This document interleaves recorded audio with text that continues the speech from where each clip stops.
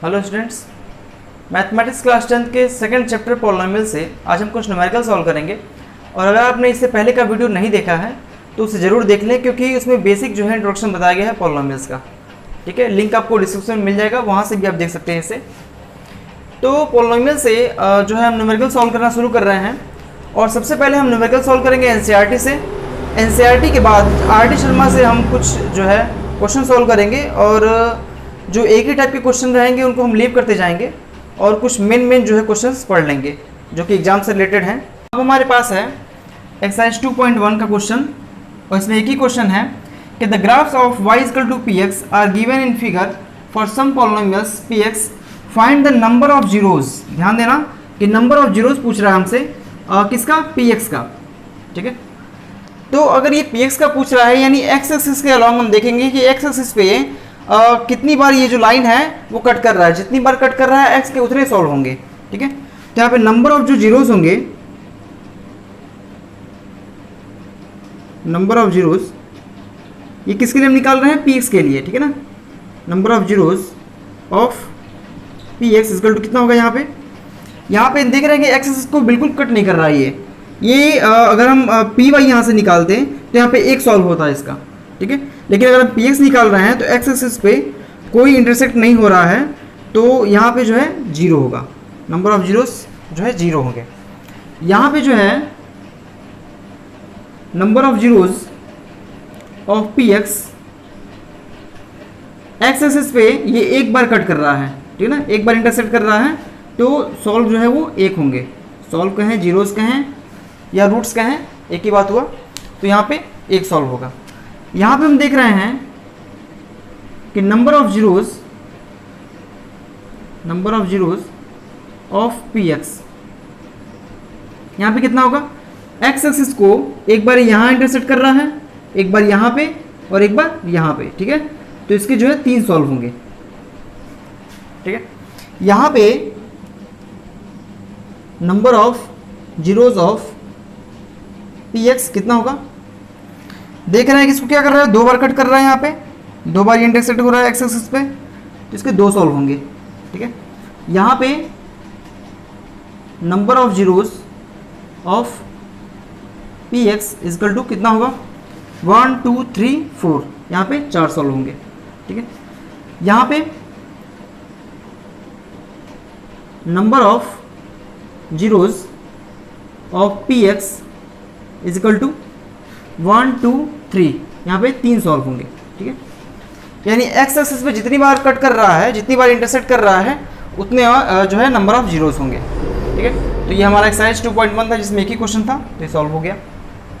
अब यहाँ हमारे सामने एक्सरसाइज 2.2 का पहला क्वेश्चन है कि find the zeros of the following quadratic polynomials. ठीक है, क्वाड्रेटिक पॉलिनोमियल्स का जो है फॉर्मूला अगर आपको नहीं पता है तो यहाँ तो बताया जाएगा, क्वेश्चन सॉल्व किया जा रहा है तो बताया जाएगा। लेकिन एक बार फिर से मैं रिकमेंड करूँगा कि अगर आपने इससे पहले का वीडियो नहीं देखा है, जिसमें बेसिक जो है इंट्रोडक्शन दिया गया है पॉलिनोमियल्स के बारे में, क्वाड्रेटिक पॉलिनोमियल्स, क्यूबिक पॉलिनोमियल्स और जो है पॉलिनोमियल्स ऑफ डिग्री 4, तो आप जो है ज़रूर उसे देख लें। लिंक जो है आपको पॉलिनोमियल्स का, यानी जिसका जो है पावर जो है 2 होता है। ठीक है ना, सबसे बड़ा पावर जो है वो 2 होता है। तो इसका क्या करना है, हमको जीरोज निकालना है, find the zeros find out करना है, and verify the relationship between zeros and the coefficients. Zeros और कोफिशिएंट्स का जो रिलेशन होता है, ठीक है, उसको जो है फाइंड आउट करना है। तो एनसीईआरटी में जो है क्वेश्चन 6 क्वेश्चन दिए गए हैं, तो 6 क्वेश्चंस में से हम 3 क्वेश्चन यहाँ पे सॉल्व करेंगे, बाकी आप जो है खुद से सॉल्व कर सकते हैं। इसके बाद हम क्वेश्चन नंबर 2 ही पढ़ेंगे इसका, और धीरे धीरे करते करते एनसीईआरटी के भी क्वेश्चन सॉल्व होंगे और आरडी शर्मा के बुक से भी क्वेश्चन सॉल्व होंगे। तो कुछ जो है क्वेश्चन चुन के ही सॉल्व किए जा रहे हैं, ताकि आप जो है तैयारी भी करते रहें इसमें। तो यहाँ हम सॉल्व कर रहे हैं फर्स्ट क्वेश्चन।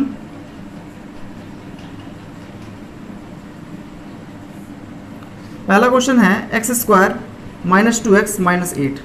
तो सबसे पहले हमको फाइंड आउट करना है कि हम क्या करें, पहले जीरोज इसके फाइंड आउट कर लें। तो जीरोज फाइंड आउट करने के लिए हमें जो है मल्टीप्लाई करना पड़ेगा इसका, इसमें पहले हमको इक्वल टू यहाँ जीरो रखना पड़ेगा, और यहाँ हम जो है -8 का मल्टीप्लाई x² में करेंगे। यहाँ साइड में हम कर लेते हैं तो क्या आएगा -8x², और यहाँ जो है कितना है -2x है, ठीक है। यानी हमें दो नंबर्स ऐसे लाने हैं, ठीक है, जिनका जो है मल्टीप्लाई करें तो -8x² आए और प्लस माइनस करें, ऐड करने पे या माइनस करने पे -2x आ जाए वो, ठीक है। तो ऐसे दो नंबर्स होंगे -4 और +2।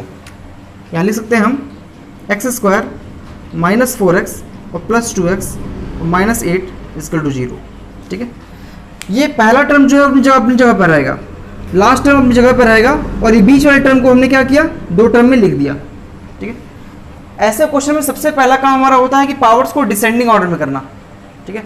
सबसे पहले हम जो है बड़ा पावर रखेंगे, यानी पावर 2 वाला रखेंगे, फिर यहाँ पावर 1 और फिर पावर 0, ठीक है। यहाँ कुछ भी नहीं तो 0 है। उसके बाद से आसान तरीका अगर हम नहीं फाइंड आउट कर पा रहे हैं, अगर कोई बड़ा नंबर आ गया, जैसे अगर यहाँ पे मल्टीप्लाई कर रहे हैं और कोई बड़ा नंबर आ गया, हम नहीं फाइंड आउट कर पा रहे हैं कि यहाँ पे दो नंबर कौन से होंगे, तो इसके लिए आसान तरीका होता है कि जो भी हम मल्टीप्लाई करने पे ला रहे हैं, यानी पे मल्टीप्लाई करने पे क्या है, यहाँ पे -8x² आया, तो यहाँ जो है हम इसका फैक्टर कर देंगे। फैक्टर कैसे करेंगे, -1 × 2 × 2 × 2 और इंटू x × x। तो x को भैया हटा दो, अभी हम केवल 8 का फैक्टर कर रहे हैं, -8 का, ठीक है। तो यानी नंबर जो है वो इसी में से कोई होगा, इन्हीं में से कोई एक नंबर होगा। जैसे हम 2 2 4 ले लें एक साथ, और माइनस इसके साथ ले लें, और ये 2 1 2 ले लें, ठीक है ना। तो यहाँ क्या हो गया, -4 और 2, इन्हीं में से कोई नंबर्स होंगे, ठीक है। तो यहाँ से हम जो है फाइंड आउट कर सकते हैं अगर कोई बड़ा नंबर आता है तो। बाकी छोटा नंबर अगर आ गया तो हम वैसे सोच सकते हैं। तो यहाँ जो है कॉमन क्या होगा, इन दोनों टर्म में कॉमन क्या होगा, x कॉमन होगा, x -4 और +2 कॉमन होगा इन दोनों में, तो क्या आएगा x -4 = 0। यहाँ इन दोनों जो है टर्म में x -4 कॉमन है, तो बाहर ले लेते हैं x -4, क्या बचेगा, x +2 = 0। अब यहाँ हम बारी बारी से नंबर्स को 0 के बराबर रखेंगे, x -4 = 0 और x +2 = 0, ठीक है।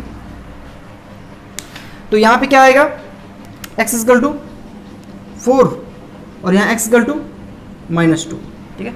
इसका सबसे बड़ा पावर जो है 2 था, इसीलिए इसके 2 सॉल्व आए। इससे पहले की वीडियो से बताया भी गया ये चीज़ कि जो है x का जो सबसे बड़ा पावर होता है, अगर यहाँ पावर 3 होता तो x के 3 सॉल्व होते, अगर पावर 4 होता तो x के 4 सॉल्व होंगे, अगर पावर 10 रहेगा तो x के 10 सॉल्व होंगे। यानी x के 10 ऐसे वैल्यूज़ होंगे जिसको हम यहाँ पे रखेंगे तो इक्वेशन जो है सेटिस्फाई कर जाएगा, ठीक है। तो यहाँ से x के 2 सॉल्व आ गए, 4 और -2, ठीक है।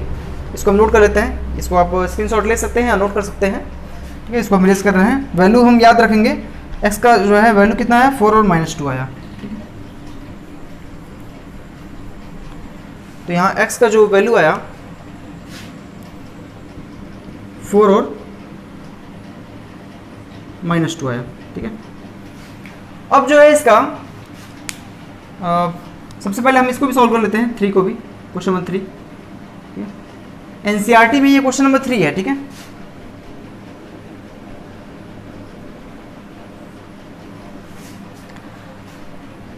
तो यहाँ पे जो है हमें पहले से बना के दिया था कि x² -2x -8, ठीक है। पावर को डिसेंडिंग ऑर्डर में पहले से रखा था, यहाँ पावर डिसेंडिंग ऑर्डर में नहीं है।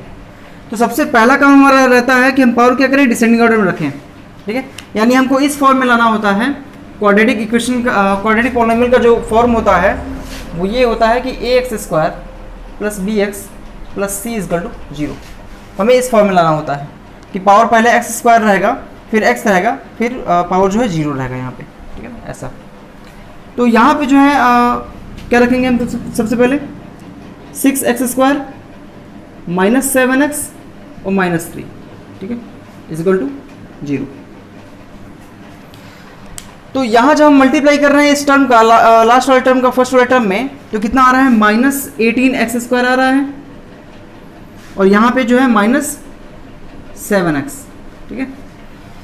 तो ऐसे दो नंबर्स लाने हैं जिनका मल्टीप्लाई करें तो -18x² आए, और प्लस या माइनस करें, ऐड करें या सेपरेट करें तो जो है -7x आए, ठीक है। तो ऐसे नंबर होंगे -9 और +2, ठीक है। यहाँ देखेंगे हम 6x² माइनस 9x और यहाँ +2x और -3 इक्वल टू 0, ठीक है। अगर यहाँ दोनों नंबर्स को हम ऐड करेंगे तो -9x + 2x -7x आएगा और मल्टीप्लाई करेंगे तो प्लस और माइनस माइनस हो जाएगा और 9 टू जा 18 आ जाएगा, यानी 18x² हो जाएगा, ठीक है।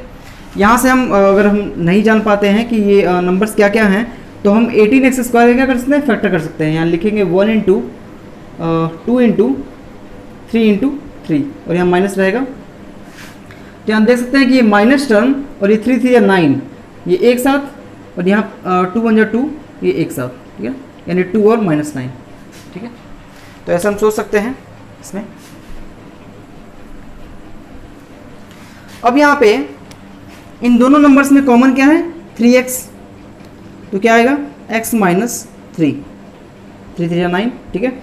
यहाँ प्लस इसमें क्या कॉमन है, एक मिनट, यहाँ पे जो है x नहीं 2x होगा यहाँ पे, ठीक है। यहाँ जो है कॉमन कुछ नहीं दिख रहा है तो जो है हम यहाँ लिखेंगे 2x - 3, एक ब्रैकेट में लिख लेंगे इसको, ठीक है, इक्वल टू 0। अभी हम देख रहे हैं यहाँ पे कई जो है टीचर्स यहाँ पढ़ाते हैं कि यहाँ पे कॉमन 1 ले लिया जाए, लेकिन हम कॉमन 1 नहीं लेते हैं क्योंकि जो है 1 जो है सारे नंबर्स में कॉमन होता है, तो यहाँ 1 हम लिखेंगे नहीं, ठीक है। हम यहाँ केवल शो कर देंगे कि ये क्या है, एक ब्रैकेट में है। अभी हम देख रहे हैं कि इन दोनों टर्म्स में 2x - 3 क्या है, कॉमन है, तो 2x - 3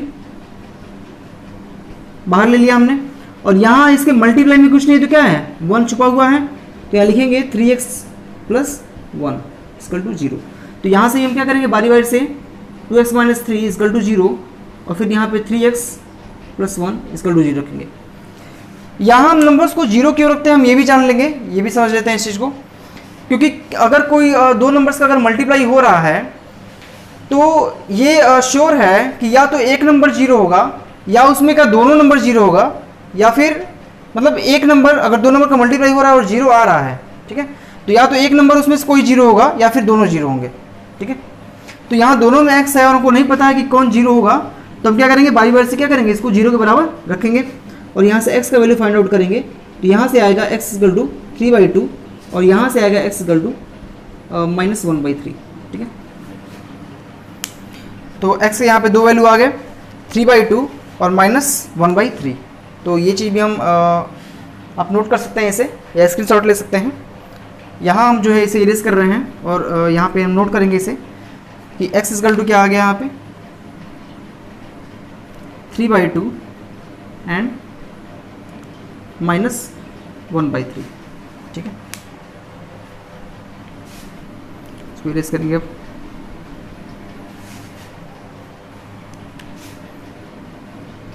एग्जाम में ये सारे क्वेश्चन सॉल्व करने पड़ेंगे ऐसे ही, ठीक है ना, ऐसा नहीं है कि आप जो है वो रफ काम था, वो रफ काम नहीं था। हम यहाँ पे इरेज इसलिए किए क्योंकि यहाँ पे जगह नहीं हमारे पास और हम सबसे पहले तीनों क्वेश्चंस में अलग अलग हम वैल्यू निकाल रहे हैं।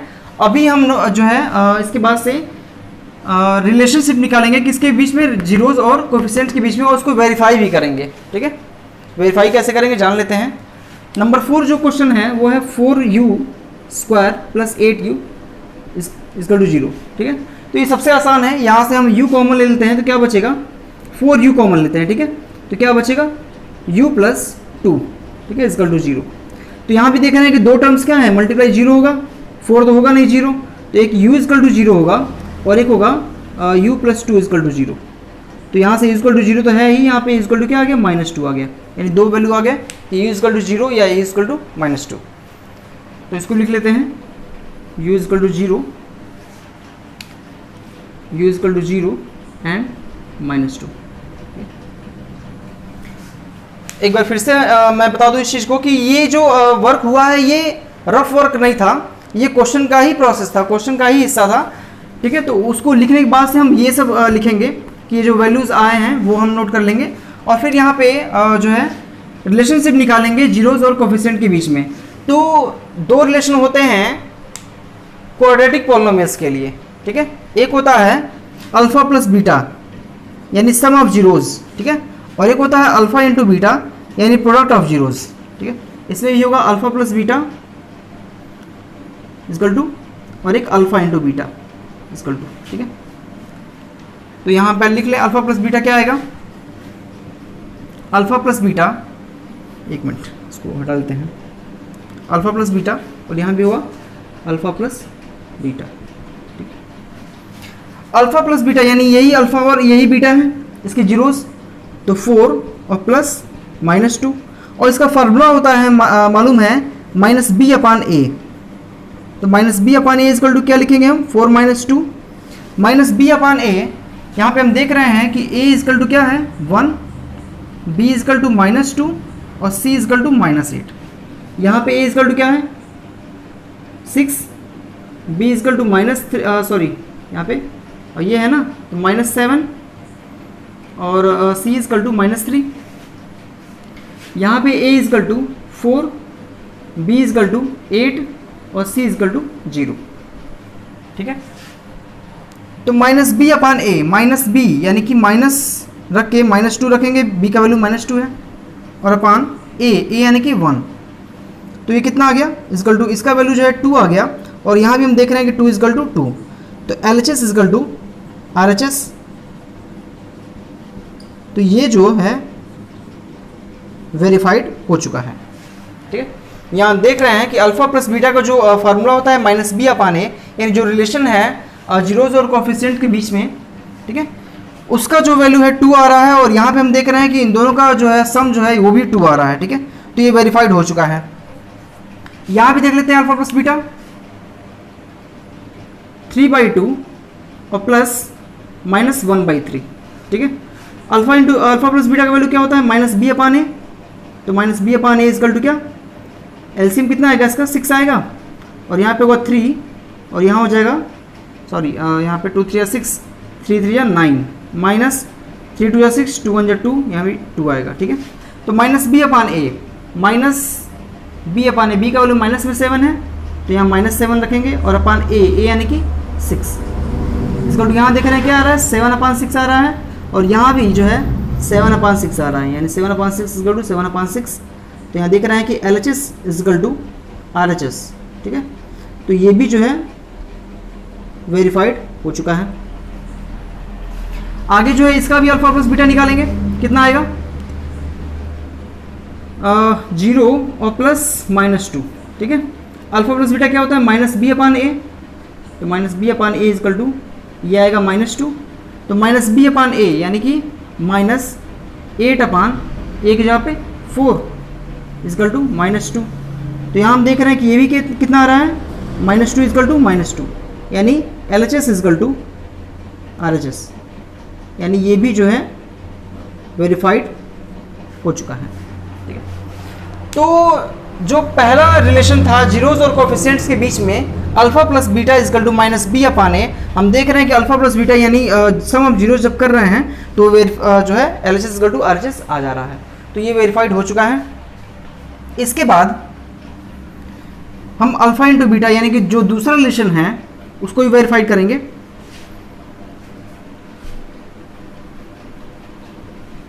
ठीक है, तो अल्फा इंटू बीटा, हम यहाँ पे अल्फा इंटू बीटा निकालेंगे, यानी 4 × -2। ठीक है, अल्फा इंटू बीटा क्या होता है c/a, ये कितना आएगा -8, c/a यानी कि -8 और अपान a का वैल्यू 1 इक्वल टू -8, यानी -8 इक्वल टू -8। तो यहाँ भी हम देख रहे हैं कि LHS इक्वल टू RHS है, यानी ये भी जो है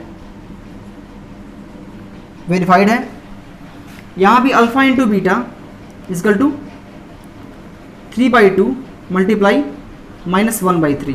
ठीक है, तो क्या होता है alpha into beta c/a equal to यहाँ पे 3 से 3 खत्म हो जाएगा, -1/2 आएगा, और यहाँ c/a का वैल्यू कितना है c/a यानी -3/a यानी कि 6 इक्वल टू -1/2। तो यहाँ भी 3 से ये खत्म होगा, यानी -1/2 आएगा यहाँ पे, और ये -1/2 पहले से ही है। तो यहाँ भी हम देख रहे हैं कि LHS इक्वल टू क्या है सॉरी RHS है, तो क्या आएगा ये वेरीफाइड, ये भी वेरीफाइड हो गया। ठीक है, LHS इक्वल टू RHS हो गया यहाँ पे। यहाँ भी हम देख रहे हैं कि alpha into beta equal to 0 × -2, alpha into beta formula क्या होता है c/a इक्वल टू ये 0 आ गया, और इस c का वैल्यू क्या है 0 है, और अपान a यानी कि 4 इक्वल टू 0। यहाँ भी देख रहे हैं क्या आगे 0 इजकल टू 0, यानी LHS इजकल टू RHS, यानी ये भी जो है वेरीफाइड हो चुका है। ठीक है, तो आगे क्वेश्चंस भी हम सॉल्व करेंगे। अभी एनसीईआरटी जो है खत्म नहीं हुआ है, तो अभी हम एनसीईआरटी के ही क्वेश्चन सॉल्व करेंगे, और एनसीईआरटी के क्वेश्चन खत्म होने के बाद से हम जो है फिर से हम जो है RD शर्मा के क्वेश्चन भी सॉल्व करेंगे, ताकि पॉलिनोमियल्स से रिलेटेड जितने भी क्वेश्चंस हैं, जितने भी क्वेश्चन एग्जाम में आते हैं, तो एक भी क्वेश्चन जो है बचे नहीं। तो आप जुड़े रहिए।